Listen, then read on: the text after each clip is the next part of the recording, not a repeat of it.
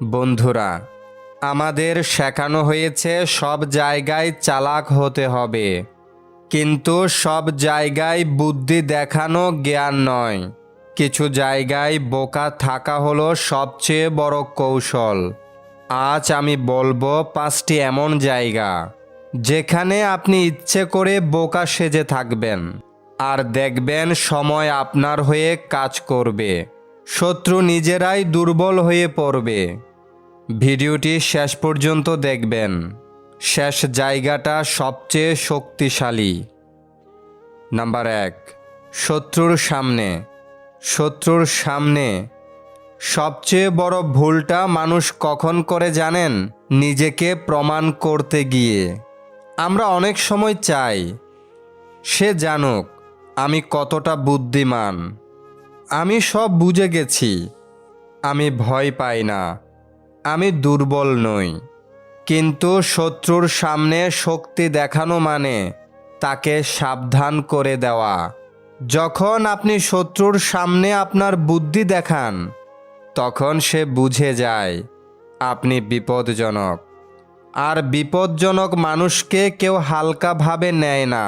শত্রু তখন আপনার কথায় খুঁটিনাটি খুঁজে, আপনার আচরণ লক্ষ্য করে আপনার দুর্বলতা বের করার চেষ্টা করে। অর্থাৎ আপনি নিজে তাকে প্রস্তুতির সময় দিয়ে দেন। শত্রুকে সবচেয়ে বড় আঘাত হলো তাকে নিজের ক্ষমতা ভুল বোঝাতে দেওয়া। এটা শুধু কথা নয়, এটা যুদ্ধের মনোবিজ্ঞান। যে শত্রু আপনাকে ভুল বুঝে, সে ভুল সিদ্ধান্ত নেয়, আর ভুল সিদ্ধান্তই তার পতনের শুরু। বোকা সেজে থাকার শক্তি কি জানেন? বোকা সেজে থাকা মানে দুর্বল হওয়া নয়, এর মানে হলো নিজের তাস গোপন রাখা। আপনি সব বুঝলেও বুঝেননি এমন ভাব করুন। আপনার মাথায় শত চিন্তা থাকলেও মুখে নীরব থাকুন। আঘাত লাগলেও সঙ্গে সঙ্গে প্রতিক্রিয়া দেখাবেন না। কম কথা বলুন, কারণ কথাই সবচেয়ে বেশি ফাঁস করে দেয় মানুষকে। আরেকটু অবহেলা করুন। সব কিছুর উত্তর দিতে নেই, আক্রমণের জবাব দিতে নেই। নীরবতা অনেক সময় সবচেয়ে বড় উত্তর। শত্রু ভুল ধারণা তৈরি করুন। যখন আপনি শান্ত থাকেন, চুপচাপ থাকেন, নিজেকে সাধারণ দেখান, শত্রু ভাবতে শুরু করে এই তো কিছুই না, একে নিয়ে ভাবার এত দরকার নেই, এই আমার লেভেলের নয়। আর ঠিক এই জায়গাতে সে ভুল করে, কারণ সে আপনাকে হালকা ভাবছে, আর আপনি ভেতরে ভেতরে শক্ত হচ্ছেন। আসল খেলা এখানেই। শত্রু যখন আত্মবিশ্বাসে অন্ধ, আপনি তখন প্রস্তুত। সে যখন অসতর্ক, আপনি তখন সঠিক সময়ের অপেক্ষায়। আর সেই এক মুহূর্তে যখন সে ভাবতেও পারবে না, আপনি চালটা চালবেন। চিৎকার করে নয়, ঘোষণা দিয়ে নয়, শব্দ ছাড়াই। তাই মনে রাখবেন, শক্তিমান সে নয় যে সব সময় নিজের শক্তি দেখায়। শক্তিমান সে যে প্রয়োজনের আগ পর্যন্ত নিজেকে আড়ালে রাখতে জানে। বোকা ভাব দেখান, কিন্তু বোকা হবেন না, কারণ নীরব অবহেলিত মানুষটাই সবচেয়ে ভয়ঙ্কর হয়ে ওঠে। নাম্বার 2, আপনাকে অবমূল্যায়ন করে। জীবনের সব সময় শত্রু প্রকাশ্যে আসে না। অনেক সময় শত্রু আসে হাসির মুখোশ পরে। অনেকে আছে আপনার কথা শুনে হেসে দেয়, আপনার স্বপ্নকে অসম্ভব বলে উড়িয়ে দেয়, আপনার চেষ্টা দেখে বলে কিছু হবে না। ওরা সরাসরি আঘাত করে না, কিন্তু মানসিকভাবে ছোট করে দেয়। এই অবমূল্যায়নটাই সবচেয়ে ভয়ঙ্কর, কারণ এটা ধীরে ধীরে আপনার নিজের উপর বিশ্বাস নষ্ট করে দেয়। এখানে মানুষ সবচেয়ে বড় ভুলটা করে, ওদের সামনে যুক্তি দেয়, বোঝানোর চেষ্টা করে আমি পারবো, আমার প্ল্যান আছে, তুমি আমাকে ভুল বুঝছ। চাণক্য বলছেন, মূর্খকে বোঝাতে দিও না, সময়কেই তোমার হয়ে কথা বলতে দাও। কারণ যারা আপনাকে অবমূল্যায়ন করে তারা সত্য বুঝতে চায় না, তারা শুধু তাদের অহংকার বাঁচাতে চায়। আপনি যত যুক্তি দেবেন তারা তত বেশি হাসবে। এখানে বোকা সেজে থাকা মানে নিজেকে লুকিয়ে রাখা। আপনার ভেতরে আগুন থাকলে বাহিরে শান্ত থাকুন। আপনি জানেন আপনি কোথায় যাচ্ছেন, কিন্তু কাউকে বলবেন না। নিজের পরবর্তী পদক্ষেপ গোপন রাখুন। মনে রাখবেন, যে প্ল্যান সবাই জানে সে কখনো শক্তিশালী হয় না।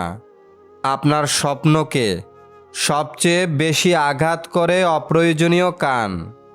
নীরবতার ভেতরেই শক্তি কি জানেন?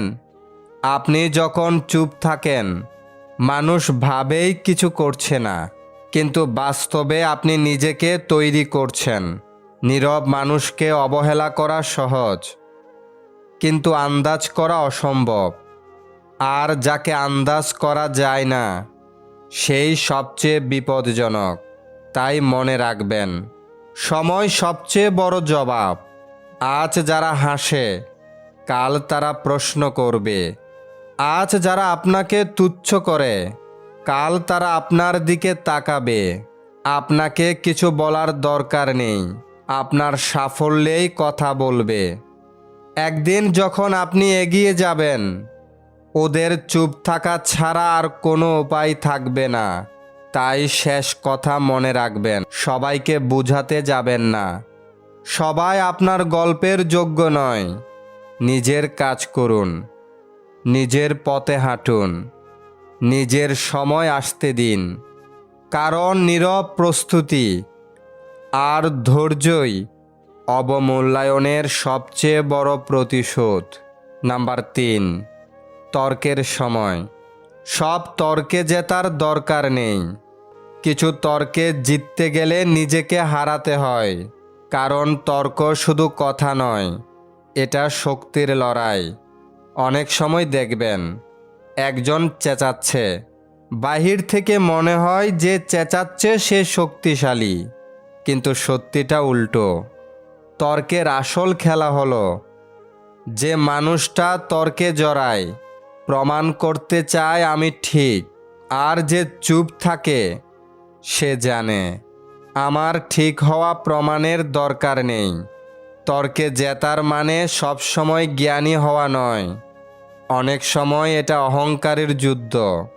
তাই চাণক্য বলেন, যেখানে তর্ক চলে সেখানে শক্তি নষ্ট হয়। কারণ তর্কে মনে শান্তি যায়, সময় যায়, মনোযোগ যায়। আর শক্তি যখন নষ্ট হয় তখন লক্ষ্য থেকে দূরে সরে যায়। বোকা সেজে থাকার বুদ্ধি কি জানেন? এখানে বোকা সেজে থাকা মানে নিজেকে নিয়ন্ত্রণে রাখা। সব কথা শোনা, কিন্তু সব কথার উত্তর না দেওয়া। নিজের অবস্থান জানা, কিন্তু চিৎকার না করা। সব প্রশ্নের উত্তর দেওয়া কোনো বুদ্ধিমত্তা নয়। নীরবতা অনেক সময় সবচেয়ে বুদ্ধিমান সিদ্ধান্ত। শান্ত থাকলে কি হয় জানেন? আপনি শান্ত থাকবেন, ওরা উত্তেজিত হবে। আপনি কম কথা বলবেন, ওরা বেশি বলবে। আর যত বেশি তারা বলবে তত বেশি তারা ক্লান্ত হবে। কারণ রাগ মানুষকে দ্রুত ফাঁকা করে দেয়। তবে জানতে হবে শক্তি শেষ পর্যন্ত কার হাতে থাকে। যে শান্ত থাকতে পারে সে নিজে শক্তি বাঁচিয়ে রাখে। যে চুপ থাকতে পারে সে পরিস্থিতির নিয়ন্ত্রণে নেয়। তর্কে না জড়িয়ে শান্ত থেকে নিজের পথে চললে শেষ পর্যন্ত শক্তি থাকে আপনার হাতেই। তাই মনে রাখবেন, সব লড়াই আপনার নয়, সব শব্দের জবাব আপনার নয়। নিজের শক্তিকে অপ্রয়োজনীয় তর্কে খরচ করবেন না, কারণ যে মানুষ নীরব থাকতে জানে সেই সব থেকে শক্তিশালী। নাম্বার 4, ক্ষমতাবান লোকের সামনে বোকা সেজে থাকবেন। সব ক্ষমতাবান মানুষ আপনার বন্ধু নয়। কিছু মানুষ ক্ষমতা ব্যবহার করে রক্ষা করতে, আর কিছু মানুষ ক্ষমতা ব্যবহার করে দমন করতে। এই পার্থক্যটা না বুঝলে আপনি অজান্তেই নিজেকে বিপদে ফেলবেন। এখানে মানুষ সবচেয়ে বড় ভুল যেটা করে, ক্ষমতাবান মানুষের সামনে গিয়ে নিজেকে অসাধারণ প্রমাণ করতে চায়, নিজের বুদ্ধি দেখায়, নিজের ভবিষ্যতের প্ল্যান খুলে বলে। কিন্তু ক্ষমতার জগতে অতিরিক্ত উজ্জ্বল মানুষের সবচেয়ে আগে পড়ে। ক্ষমতাবান মানুষদের সবচেয়ে বড় ভয় তার ক্ষমতা হারানো। আপনি যদি তার সামনে এমনভাবে দাঁড়ান যাতে মনে হয় এই লোকটা একদম আমাকে ছাড়িয়ে যেতে পারে, তাহলে সে আপনাকে সুযোগ নয় হিসেবে দেখতে শুরু করে। এখান থেকেই বিপদ শুরু। তাই চাণক্য বলেন, রাজ দরবারের সবচেয়ে নিরাপদ সে যে নিজেকে নিরীহ প্রমাণ করতে পারে। কারণ রাজ দরবারের সত্যিকারের শক্তি লুকিয়ে রাখা হয়। যে নিজের ক্ষমতা দেখায় সে নজরে পড়ে, আর নজরে পড়া মানে টার্গেট হওয়া। বোকা সেজে থাকার আসল কৌশল কি জানেন? এখানে বোকা সেজে থাকা মানে অন্ধ হওয়া নয়, বরং সবচেয়ে সচেতন থাকা। আগে শুনুন, পরে বলুন। আগে দেখুন, পরে সিদ্ধান্ত নিন। কারা কার পক্ষে সেটা বোঝার সময় নিন।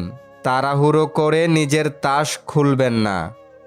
মনে রাখবেন, পর্যবেক্ষণই ক্ষমতার জগতে সবচেয়ে বড় অস্ত্র। সুযোগ আসা পর্যন্ত অপেক্ষা করুন। আপনি শান্ত থাকবেন, নিরীহ থাকবেন, কিন্তু ভেতরে ভেতরে হিসাব চলবে। কার কথা কোথায় কাজে লাগে, কার দুর্বলতা কোথায়, সব মনে রাখবেন। আর যখন সুযোগ আসবে, ঠিক সেই জায়গায় একটা নিখুঁত চাল, না আগে না পরে। যে মানুষটা তাড়াতাড়ি আলোতে আসে সে তাড়াতাড়ি পুড়ে যায়, আর যে ছায়ায় দাঁড়িয়ে খেলা দেখে শেষ পর্যন্ত সেই বোর্ডের নিয়ন্ত্রণ নেয়।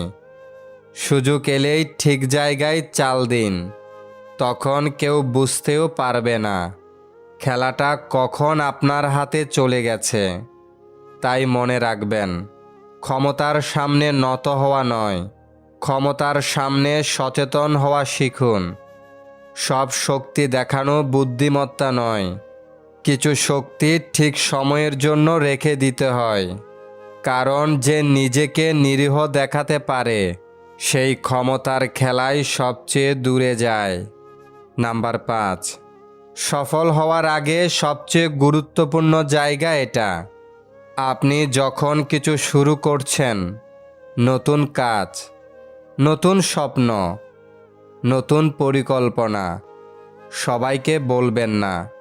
চাণক্য বলেন, নিজের শক্তি প্রকাশ করো, শুধু ফলাফলের মাধ্যমে। বোকা সেদিনই থাকুন, চুপচাপ কাজ করুন। সফলতা নিজেই শব্দ করবে, তখন শত্রু পা চাটবে, কারণ তাদের আর কিছু করার থাকবে না। তাই মনে রাখবেন, বোকা সেজে থাকা মানে দুর্বল হওয়া নয়, এটা হলো সবচেয়ে উন্নত বুদ্ধির ব্যবহার। সবাইকে দেখানোর জন্য নয়, জেতার জন্য বাঁচুন। আপনি যদি এই 5 জায়গায় বোকা সেজে থাকতে পারেন, সময় আপনার দাস হবে, শত্রু নিজেরাই পরাজিত হবে।